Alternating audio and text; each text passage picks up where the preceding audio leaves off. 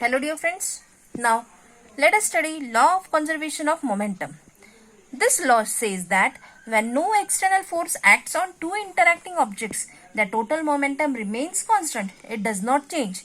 In other words, we can say when two objects collide, the total momentum before collision is equal to the total momentum after collision.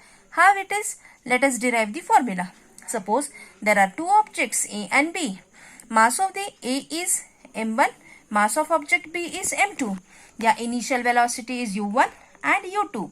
So the initial momentum is m1 u1 and m2 u2. Suppose these two objects collide. Let force on A due to B is F. It causes the acceleration and the final velocity becomes v1. Therefore, the momentum after collision is m1 v1 of A. A also exerts force on B, that is F2, but in opposite direction, therefore velocity v2, and here the momentum after collision is m2 v2. So if one body exerts force on another body also exerts reaction force on the same body. We have seen this in Newton's third law. Accordingly, F2 is equals to F1, but it is in opposite direction, so we say F2 is equals to minus F1. Now we have seen F is equals to ma in Newton's second law of motion. Accordingly, we have to put the value of F. So F2 will be m2 a2 and F1 will be m1 a1 minus sign as it is. Also we have seen the acceleration, that is A is equals to v minus u upon t. Putting the value of A, you get m v2 minus u2 upon t minus m1 v1 minus u1 upon t. Here we have just substituted the value of a1 and a2. Now both the sides t is same, as time is same, it gets cancelled, and what is remaining? m2 in bracket v2 minus u2 is equals to minus m1 v1 minus u1. If you open the bracket, this m2 gets multiplied here, minus m1 gets multiplied here. So you get m2 v2 minus m2 u2 is equals to minus m1 v1. This minus and this minus becomes plus, so plus m1 u1.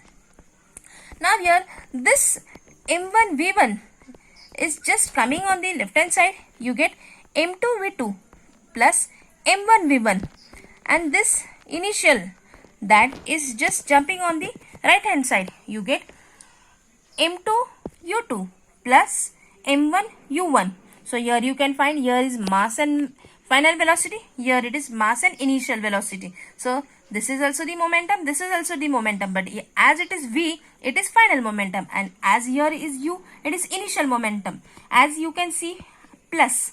So this is the addition of the final momentum, this is the addition of the initial momentum. Final you get m1 v1 plus m2 v2 is equals to m1 u1 plus m2 u2. So this is the total final momentum, as it is addition, and this side is the total initial momentum. Here the magnitude of the total final momentum is equal to the magnitude of the total initial momentum. In short, we will say final momentum is always equal to the initial momentum.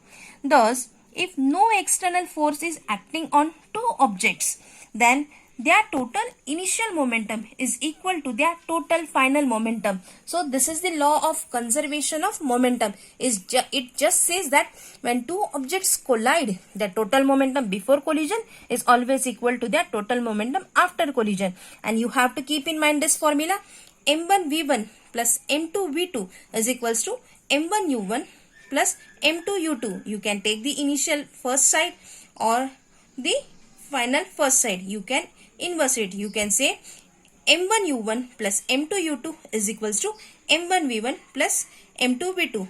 The result is same, that is final momentum is equal to the initial momentum.